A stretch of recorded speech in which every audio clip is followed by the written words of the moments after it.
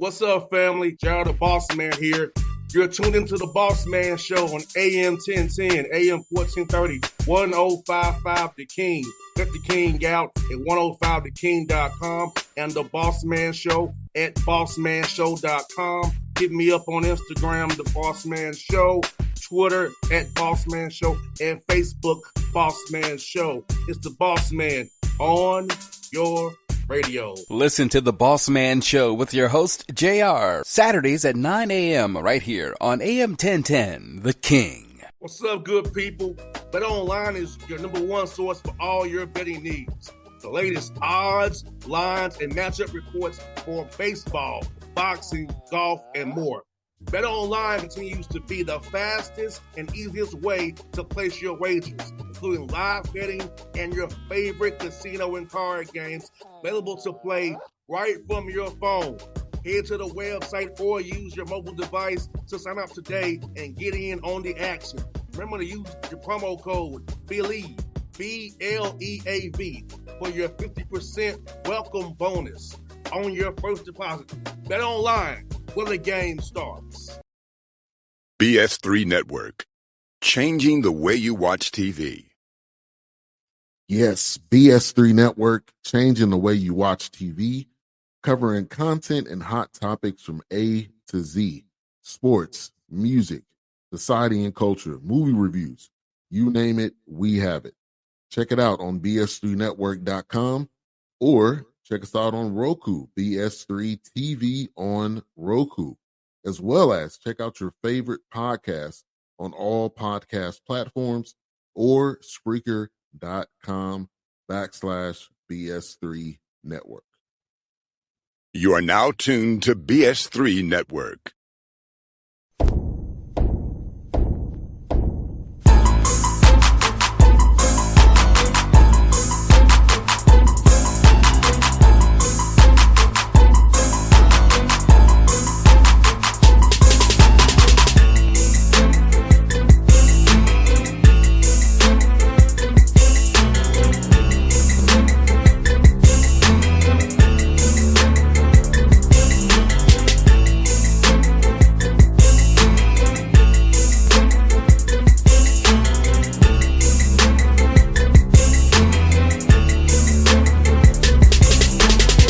Folks, back on the Bossman Show with Coach Aaron Best, East Washington Eags out there in the Big Sky Conference. Coach, how things out there in Washington today, man?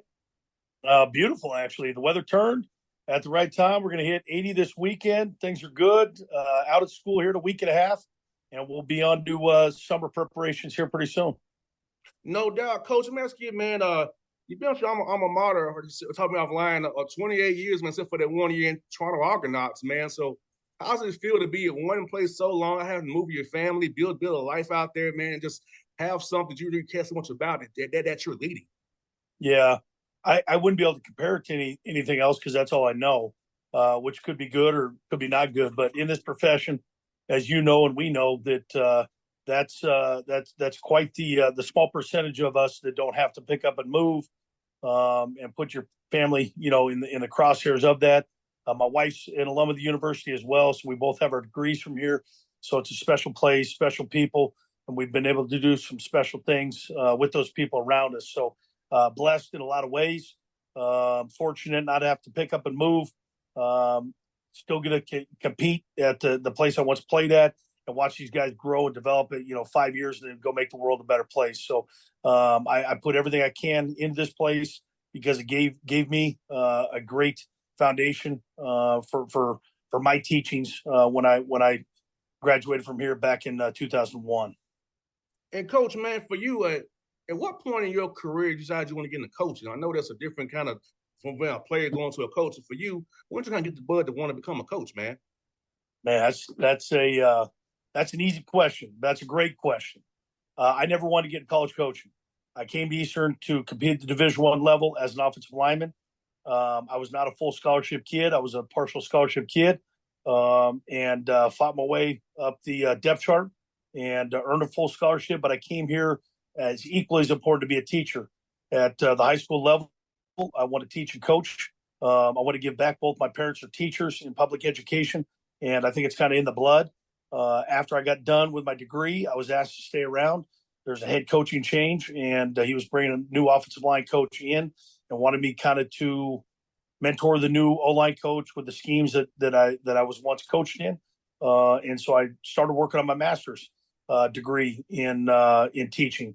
And about halfway through that, the O-line coach left, and I was not asked, but I was told, you're going to be the O-line coach. So the way I look at it is I'm a teacher that wears a whistle now full time, which therefore makes me a college coach. But I think teaching's in the blood. And we're just teaching the X's and O's on the field, but the other 24 letters of the alphabet off the field. So this wasn't a passion of mine at the college level. Never was, never chased it. Just happened to kind of fall into it. And you call me crazy making $10,000 a year. My first job coaching O-line. Did that for about 7 years, and at that point it was like, okay, we gotta make decisions now. We're trying to get a family. You can't do that on $10,000 a year chasing your passion. But very blessed, very humbled. And giving back to the university that once gave to me, recruit me out of high school. And Coach, best for you, man. What are some pillars of your program that a young man must have to be a part of this Eagles program and get on that field for you all and represent Eastern Washington the right way? Yeah, I think the best thing that describes us, no matter where you're at, what position you play, what state you play in, we're looking for overachievers. At the end of the day, we're looking for overachievers, guys that don't want to put restraints on themselves, don't want to be slowed down by pats on the back, want to strive for more, look for challenges, run to hard instead of running from hard. Those are types of things that are we're turned on by. That's hard to know on the football field. I mean, we're enamored with guys making plays, but there's got to be plays made off the field too. So getting to know guys, creating deep, valuable, connective relationships before guys get here is a big part of the recruiting process for us. And at the end of the day, Eastern kind of the guys we're going after, EKGs, that are guys that are willing, wanting, and going to overachieve. 100%, Coach. And for you, man, how has with the transfer portal changed how you recruit young men? Because so now it's like a quicker recruiting process. So how do you go about vetting these young men, building a proper relationship with these young men when you're trying to bring them into your program with it being this whole new kind of atmosphere of the portal? Yeah, I still believe in development. I think it's hard to develop guys when you only have them for 12 months instead of recruiting a kid for 12 months and having them in your program for 5 years. Usually about 95% of our guys redshirt every year.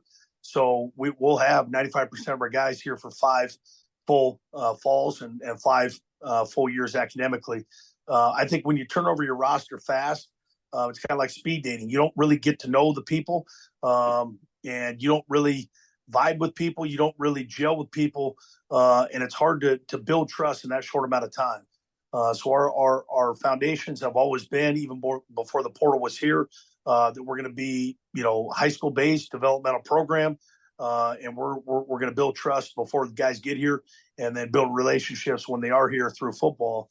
There's natural situations where you lose some upperclassmen to the portal, so you may have to, substitute guys from the portal for those guys because you can't just replace freshmen or juniors with freshmen or seniors with freshmen that get plucked off your roster. So there's no real equation. There's no real handbook, but we're going to still stay probably 80-85% high school driven as long as we can keep our core guys together if they're willing to stay here for their entire career. But whether it's portal or junior college, those two entities will always be somewhat of our pulse here at Eastern, but our biggest pulse will be from the high school realm.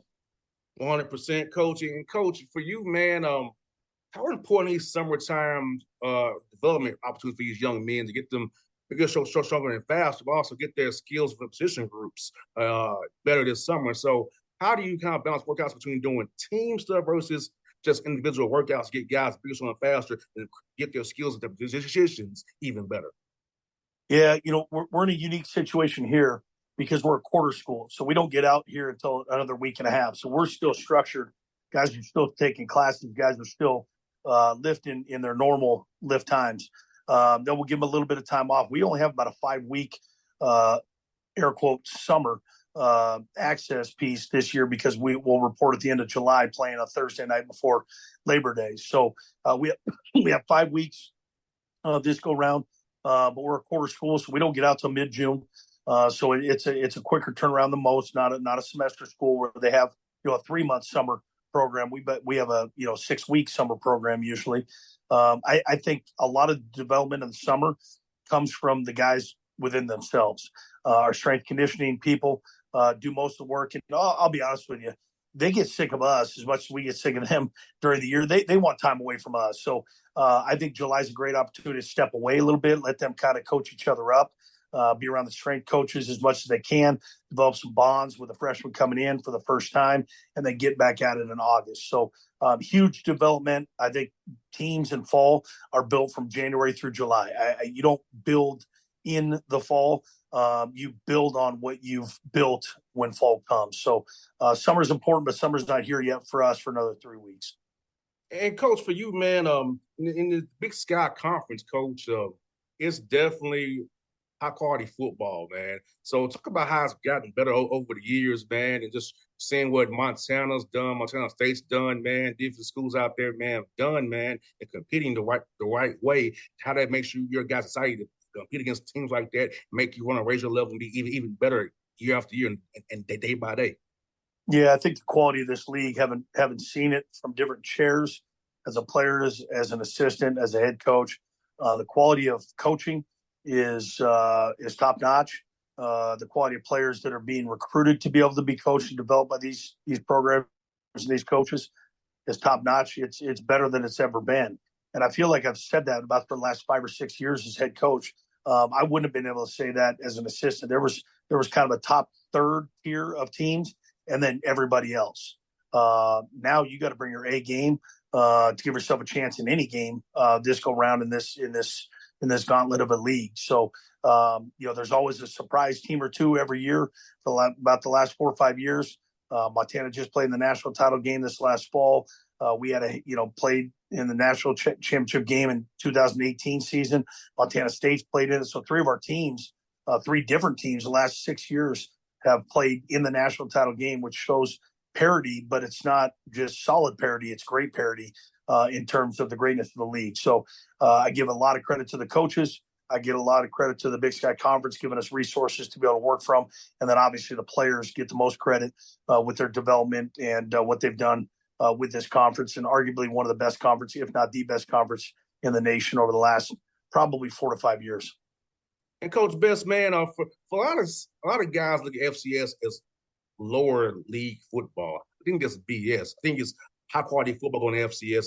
Talented guys can play on Sunday. So talk to a young man out there who would balk at an FCS offer and try to hold out for FBS offer. My thing is, if you put out there good tape, the eye does not lie. And if you can play, the scouts and the GMs will find you. There's no doubt. There's a guy and one of our alums, Cooper Kupp. I ask people all the time, 10 years ago, has anybody ever heard of Cooper Kupp? And there's probably only about 100 people that did. And those 100 people resided in Cheney and then his family in Yakima. It was just different, but he developed. And the best thing about this level, I think there's a lot of authenticity and organicness to it. I think guys really want to play. They're truly chasing the dream, and the same dream the other levels are chasing.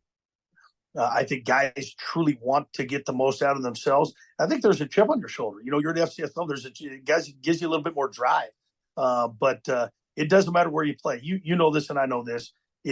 25 years ago might be different, but your tape, you press send, everybody gets your tape now. 25 years ago, you had to drive to get tape, so it was a little bit different. A quarter century ago, where you had to kind of be at a different level because the internet and social media and camera angles weren't as prevalent. And so guys really love each other. And I can only speak for our locker room. They appreciate each other. They root for each other. And then when you get the occasional guy to go to the NFL and make a ton of memories in the NFL, it's kind of nice to be able to say they come from this level. They come from Division II. They come from Division III. Is it harder? I don't know. Some may argue it is, but everybody's eligible to be able to do it. You just got to make plays. You got to run times. You got to jump high. You got to be accountable. You got to make good decisions, and they'll find you. Like you said, all you need is an opportunity. It's what you do with that opportunity when that time comes. And Coach Bess, who are some guys we should look out for in your roster this year? You want to maybe highlight on both sides of the ball that we should look out for. We watch your games this year, man. Yeah, you put me on the spot. See, that's where it goes. If I name six, then I got six others that are going to knock my door.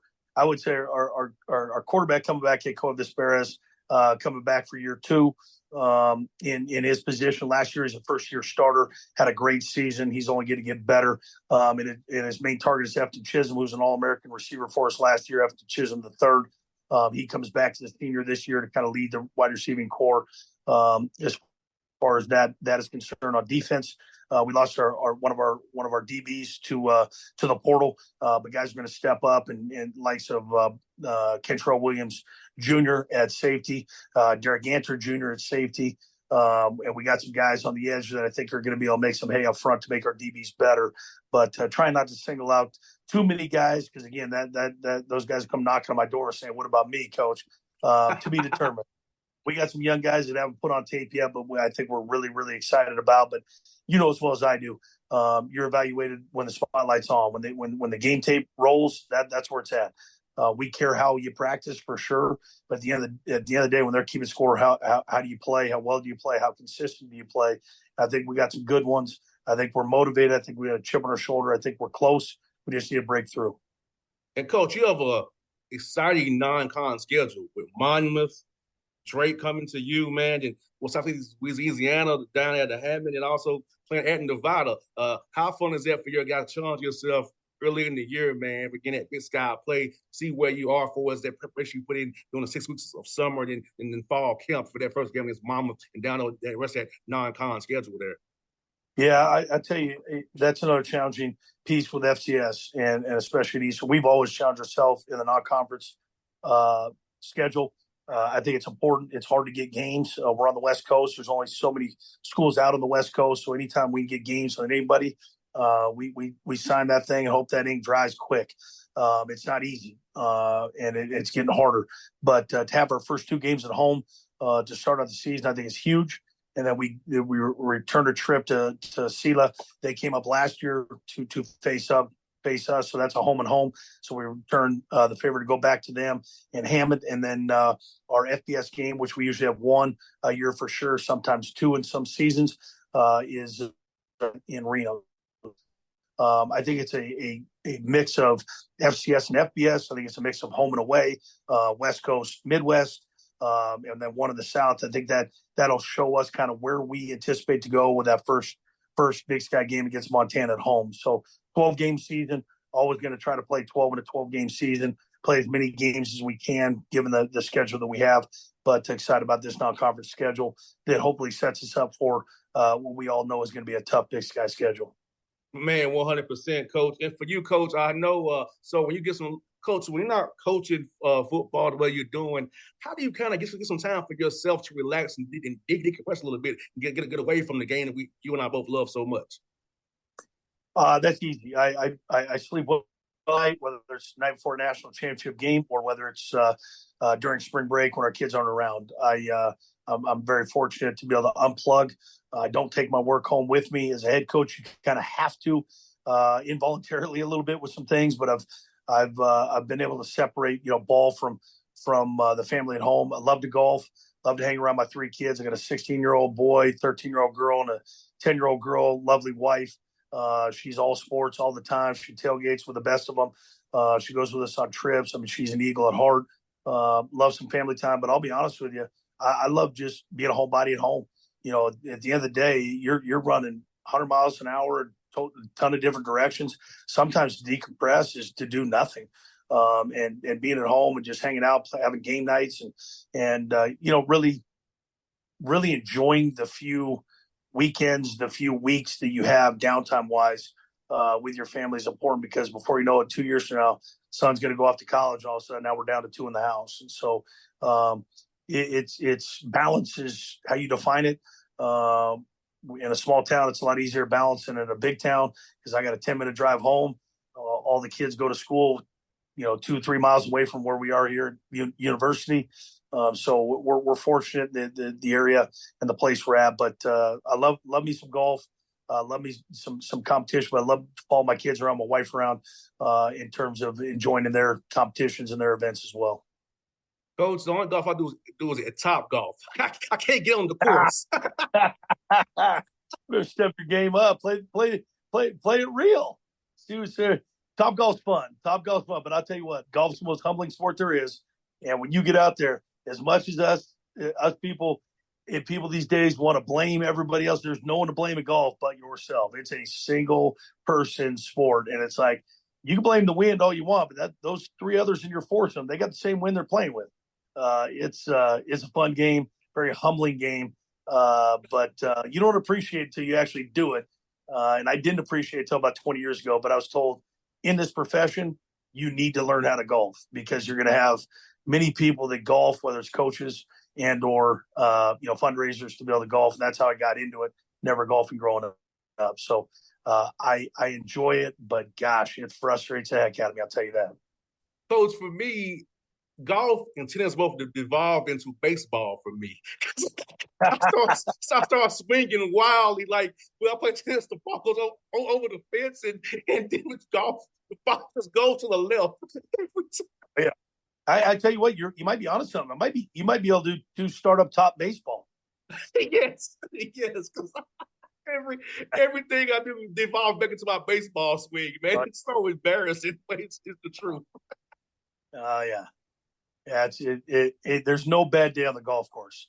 Put it that way. No, you got that right, Coach. It's very, even though I suck at it, it's very relaxing just to go out there and whack the ball a little bit. Oh yeah. Yes, sir. Well, Coach Best, good to have you on the show, man. Do this again real soon. Hopefully talking to you guys after a big win this season, man. Get you on the show again, man. It was fun to chat ball with you, man. I love this sport, man. It's been a great opportunity to talk to you. We got to do this again real soon, Coach.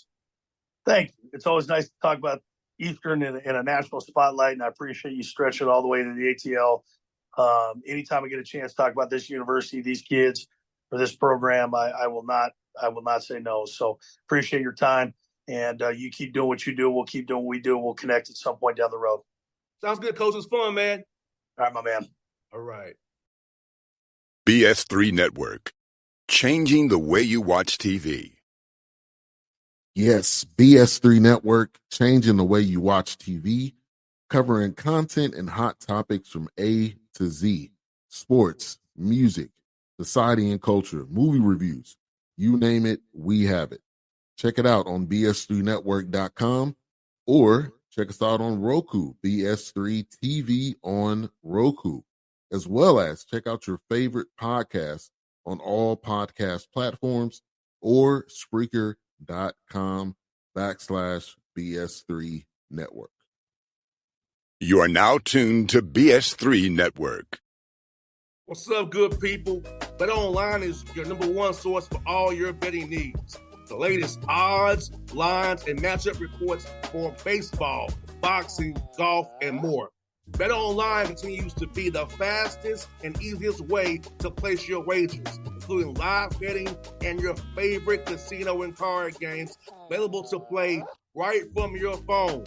Head to the website or use your mobile device to sign up today and get in on the action.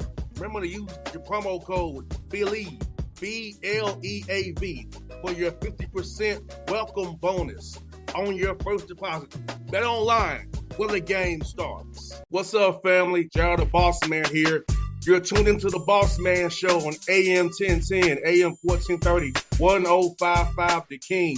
Check The King out at 105theking.com and the Bossman Show at bossmanshow.com. Hit me up on Instagram, The Bossman Show, Twitter at Bossman Show, and Facebook, Bossman Show. It's the Bossman on your radio. Listen to the Bossman Show with your host, JR, Saturdays at 9 a.m. right here on AM 1010, The King.